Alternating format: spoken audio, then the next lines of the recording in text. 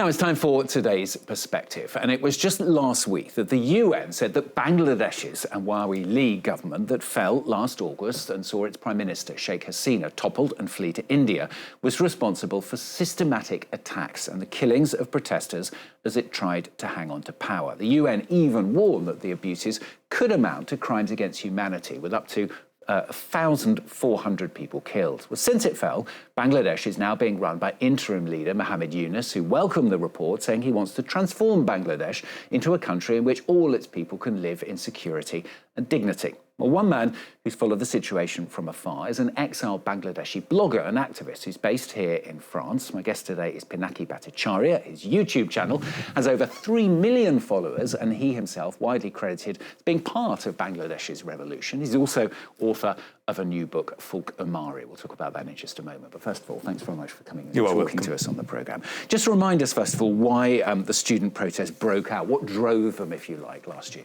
Well, there had been a fascist regime for the last 16 years, and there was no election, and all the institutions were systematically broken. And, well, there was a serious, to remain in power, she resorted to violence and serious human rights violation.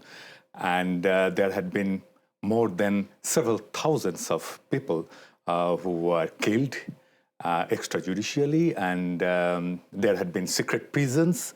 And initially we thought that there was one, and eventually it was discovered that there are several hundreds, 700 to 800, a very pessimistic estimate. So there had been a struggle for freedom and struggle for democracy. So their report that I mentioned from the UN talked about potential crimes against humanity even. Yes. I suppose it didn't surprise you at all. Yeah, true, because I'm also a human rights activist, and I used to document cases of enforced disappearance, and I used to work with several human rights organizations. So we know that there had been serious violations of human rights, and well, the situation that we see in the report, UN report, it's a part, and deep inside, there are many which are yet to be explored, The country is now being run by Mohammed Yunus on a temporary basis. I mean, does that mean all is well?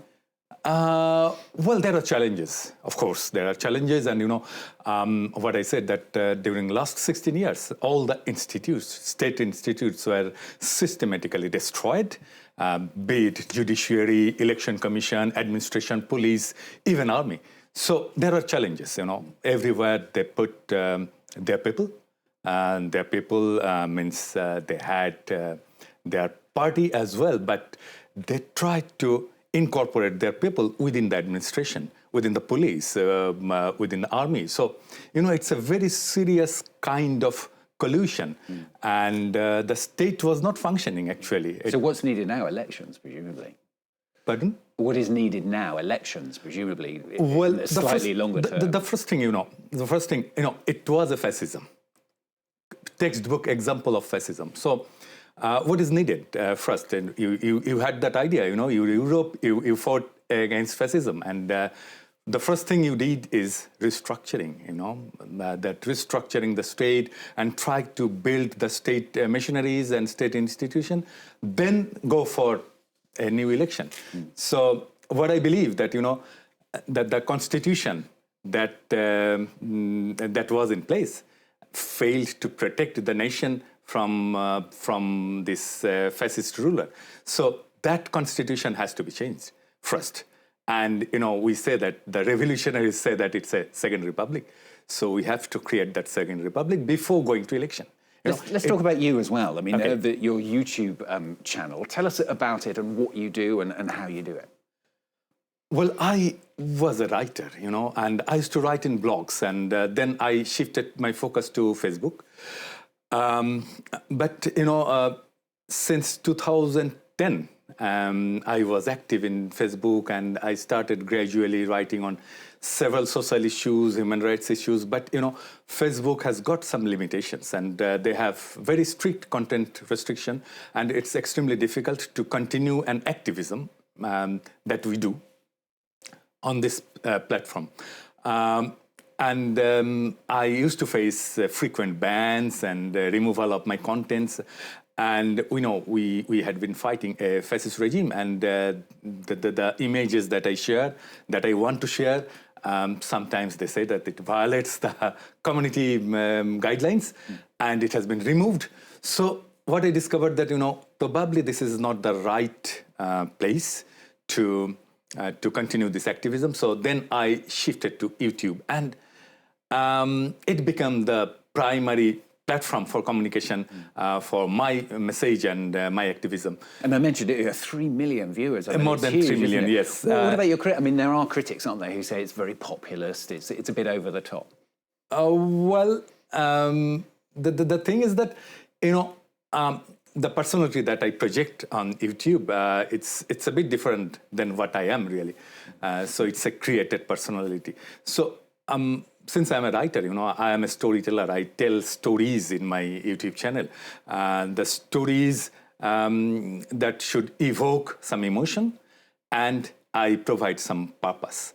So that's the three magic recipe of my episodes. The first thing is that the personality that I created, it resonates with the common people's aspiration.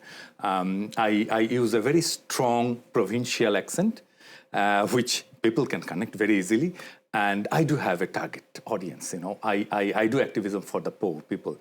And I align myself with the people who don't have. So that's how it becomes so popular, because, every time, always, it's have-nots have the absolute majority. Yeah. Let's talk about your book as well, Fulka Mari. It's the tale of a refugee and a rat in pandemic Paris, and it tells the story of that refugee from Bangladesh who finds himself alone in his apartment with this tiny rat, and he tells it, doesn't it? Tales of his past, of revolution, famine, war, as well as culture. Yes. So, that story started from the very first day of lockdown, COVID lockdown. And I was alone in my apartment. And, for everybody, COVID was a special time. But for me, I had another layer of confinement and isolation, because I'm a refugee and I'm already uprooted from my homeland, and I'm trying to integrate myself to a new society which I barely know. And that's the period where another layer of restriction was imposed due to COVID. So that led me to a self-reflection, and self-reflection took a path of a mythical journey with a rat that was entrapped in my apartment during that period. So I considered that rat as a superior being, reminiscent of the Arabian Nights, and she will decide whether I'll survive next morning based on the story that I'll be telling to her. So I started telling her stories, my stories, starting from childhood. So my story is not only my story, it's the story of my country, my people. And that's how I tried to uncover some deep sorrows of my nation.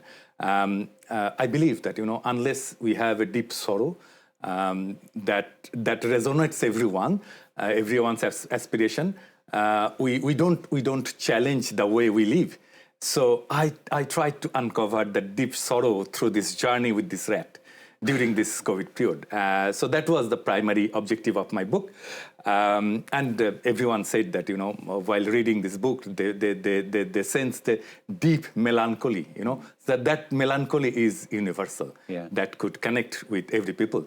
And I also tried to uncover some issues to open a conversation with the world that what we have, our nation, our culture, our history has to offer to the world to resolve their challenges they're facing today. Good to talk to you on the programme. Good to hear your creativity as well through the YouTube channel, through the book as well. Pinaki Bhattacharya, thank you very much for coming in and talking to us here on France 24.